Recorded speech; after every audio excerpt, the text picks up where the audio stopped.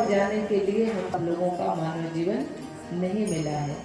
मानव जीवन इसलिए मिला है कि अपना भी हम जीवन सफल करें और आने वाले अपने पीढ़ियों को भी सफल बनाने के लिए कुछ अच्छी विचार देकर के जाएं। विचार से बड़ा कोई भी ऐसी चीज नहीं है जो हमें करने के लिए यहाँ भेजा गया है। हमारे विचार हमेशा सत्कर्म होना चाहिए, सत्विचार होना चाहिए और समाज के लिए होना चाहिए। अपने लिए तो जीव जंतु पक्षी चींटी ये सब लोग कर लेते हैं, लेकिन 84 होने के बाद एक मानव जीवन मिला है। ये ईश्वर के लिए भी दुर्लभ है। ईश्वर भी ललायित होते हैं कि मानव शरीर हमें भी मिले। तो आप सोचिए कि हम सब जितने लोग यहाँ बैठे हुए हैं वो कितने भाग्यशाली हैं, कितने योनियों से भटकते हुए हमें मानव जीवन मिला है, फिर भी हम यहाँ आने के बाद भटक गए हैं। तो आज तो आप लिखा हुआ समझ रहे हैं, लेकिन ये कथा किसी की व्यथा है, किसी ने अपने जीवन में उतारा है। तो कर्ता को भी, श्रोता को और वक्ता को, ये तीनों को अपने जीवन में अवश्य उतारना चाहिए। अगर जीवन में नहीं उतारा तो कथा का कोई मूल्य नहीं है, कथा का कोई अर्थ नहीं है।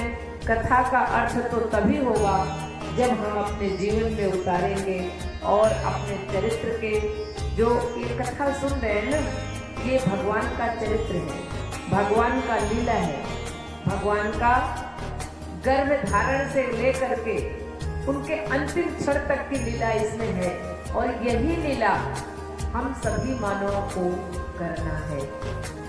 इस कथा का सार यही है कि अपने चरित्र को ठीक उसी तरह से अपने जीवन को हम उतारें, अपने जीवन में उसे धारण करें।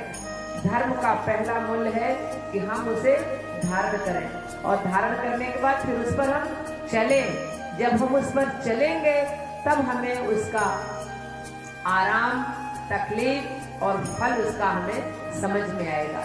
शुरुआत में हमें लगता है कि बहुत कठिन है।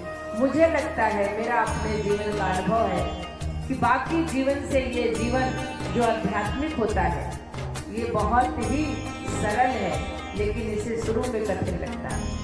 तो जो दूसरों के लिए किया जाता है वही धर्म हो जाता है। जो अपने लिए केवल स्वार्थ के लिए किया जाता है वो हमारे अधर्म हो जाते हैं।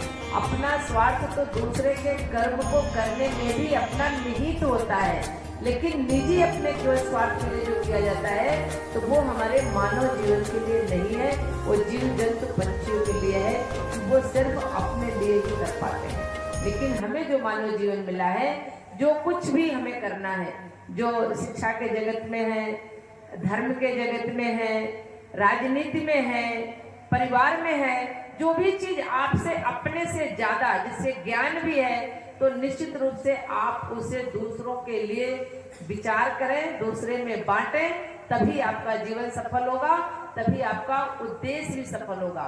ईश्वर ने हमें बड़े उद्देश्यों के साथ इस पृथ्वी पर भेजा है और मानव शरीर लेकर के भेजा है, और हमें इतना गुणवान, विचारवान, सरल, सब कुछ ऐसा बना के भेजा है कि कोई ऐसी चीज इस पृथ्वी पर, ऐसी वस्तु नहीं है जिसे मनुष्य न बनाया हो।